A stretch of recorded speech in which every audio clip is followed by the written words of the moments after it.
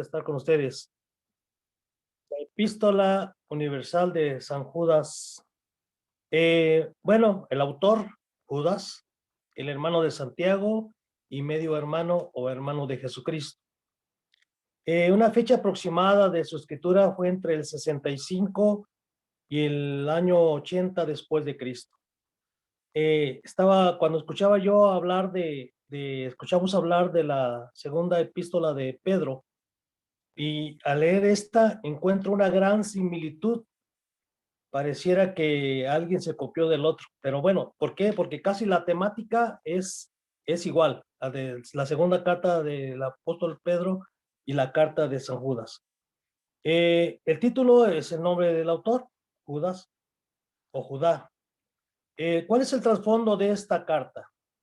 Judas escribe esta carta para combatir una enseñanza falsa en la iglesia. Estaba entrando mucha apostasía, estaba entrando muchos falsos maestros, y entonces eso estaba ocasionando una situación muy adversa en la iglesia. Esta doctrina errónea enseña que los pecados del cuerpo no afectan la pureza del alma, y por lo tanto abre la puerta a que la gente se involucre en toda clase de acciones inmorales y pervertidas. ¿Por qué? Porque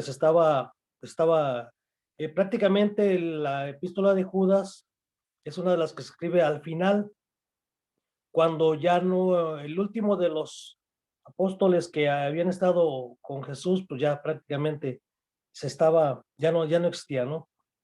Eh, Habla de las acciones inmorales y pervertidas. Así como su hermano Santiago, Judas no creyó que a su medio hermano Jesús era el Hijo de Dios, sino hasta después de la resurrección.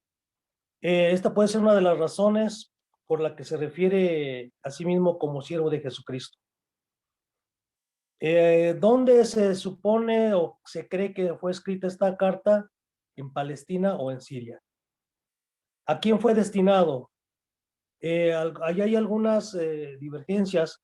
Algunos creen que se fueron a los creyentes en Jesucristo, a otros a los judíos convertidos, o otros a incrédulos que se convirtieron. ¿Cuál es el contenido en sí mismo de la carta? Judas escribe esta carta para advertir a los creyentes que hombres impíos con falsas doctrinas sobre Jesús y sobre la vida cristiana están contaminando a la iglesia. Judas le recuerda los juicios divinos previos por la incredulidad de Israel, la desobediencia de los ángeles y la corrupción de Sodoma y Gomorra. Aquí está hablando de tanta desobediencia después de la salida de Egipto. Está hablando de cómo la desobediencia de los ángeles antes del pre-adámico, el tiempo antes de Adán, como la corrupción en Sodoma y Gomorra.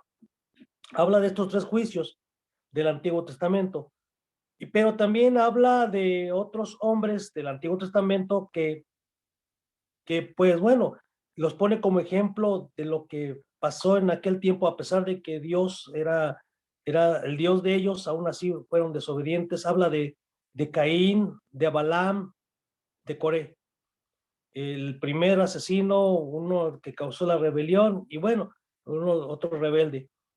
Judas hace referencia a la tradición judía en cuanto a la profecía de Enoc sobre el juicio de los impíos. O sea que a él recuerda a través de Enoc que ya esto se venía previendo, de cómo en estos tiempos habría apostasía.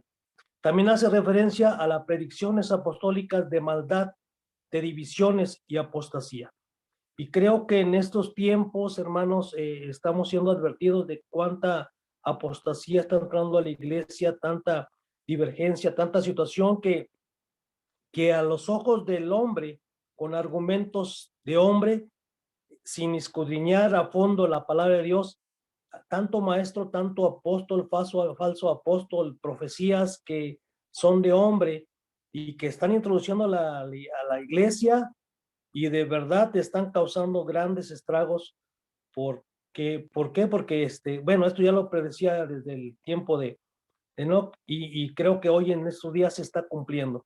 Entonces, ¿cuál es una de las advertencias del apóstol de Judas?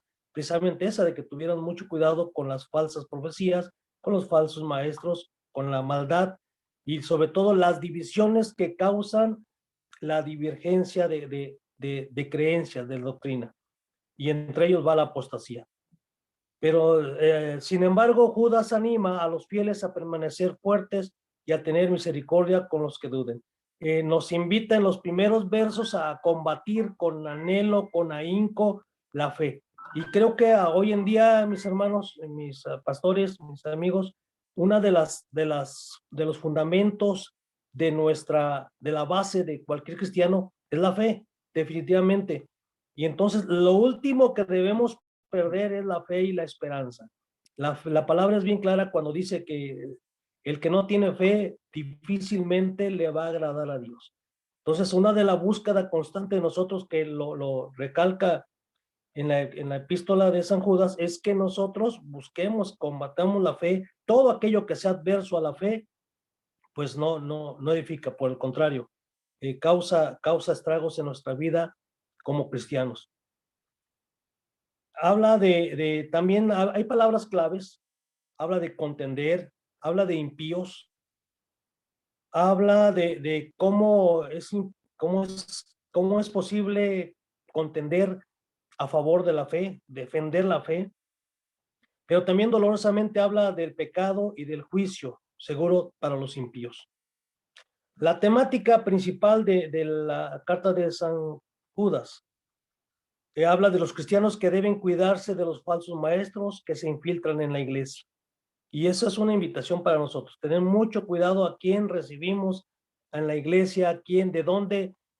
Si nosotros no escudriñamos la escritura, muchas veces es muy cómodo buscar, googlear o meterse a buscar algunas prédicas sin ver cuál es el trasfondo de esa enseñanza. Entonces, tener mucho cuidado a quién escuchamos, y amén por aquellos que les gusta ver los canales de prédicas, tener mucho cuidado, tener un espíritu de discernimiento para poder valorar si la enseñanza de verdad tiene un sustento bíblico, tiene un sustento que está respaldado por la presencia del Espíritu Santo. Entonces, esto nos invita a esta carta a que tengamos mucho cuidado con los falsos maestros dicho de paso, con las falsas doctrinas.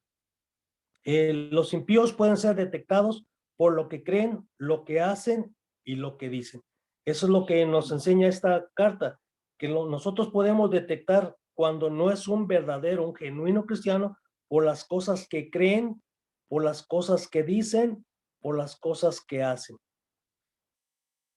Nos invita a que los creyentes deben ser misericordiosos con los incrédulos, algo que decía ayer el pastor, a veces es difícil ser benevolentes con aquellos que no conocemos, con aquellos que, pues bueno, ¿por qué tendría que hacerlo? Pues simplemente porque somos cristianos y eso nos llama a la benevolencia, a ser clementes y misericordiosos, así como Dios lo ha sido con nosotros.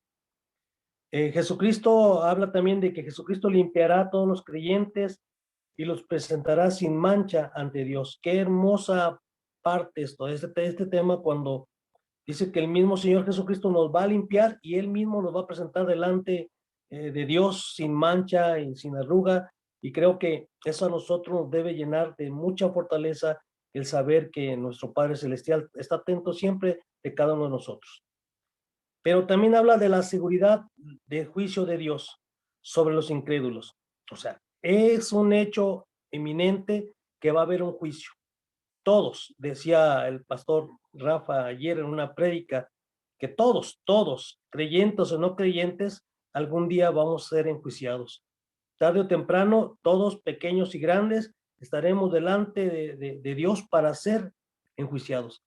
Entonces, aquí esta parte no es cuestión de religión, de creer o no, es cuestión de tener esa sabiduría, saber eso, saber que todos en algún momento vamos a ser enjuiciados por las cosas que hayamos hecho en el tiempo que Dios nos ha permitido vivir.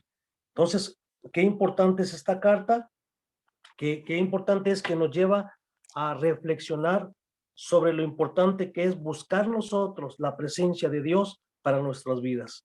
Entonces, yo les exhorto, les invito, hermanos pastores, a que cuando busquemos alguna parte de la escritura, pues bueno, si es palabra de Dios, amén, pero cuando nosotros escuchemos prédicas, amigos, hermanos que nos escuchan, que busquen el fundamento bíblico, que tengan mucho cuidado de dónde escuchan, de dónde vienen las versiones. Hoy, tristemente, hay versiones bíblicas que con el afán de adaptarse a las nuevas modas, también te cambian la doctrina o cambian palabras, y una sola palabra que no lleva en esencia la presencia de Dios puede cambiar todo el contexto.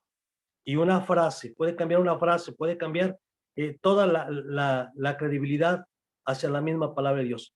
Entonces, concluyendo, el apóstol nos invita a esto, a que reflexionemos, a que comparemos nuestra vida y que no seamos como aquellos hombres, pueblos que fueron bendecidos y Dios fue benevolente con ellos, pero aún así hubo juicio sobre ellos. Entonces, esa sería la conclusión, de que nosotros tenemos que estar alerta para que, si nuestra vida no está bien delante de Dios, tengamos un tiempo de reflexión y conforme a la palabra de Dios, concatenemos la palabra de Dios con nuestras vidas, que es nuestra mejor norma de fe, nuestra mejor norma de conducta, para poder de esa manera discernir y hacer una autoevaluación de nuestra vida cristiana. Dios les bendiga. La carta es muy pequeña, pero es de mucha bendición. Amén.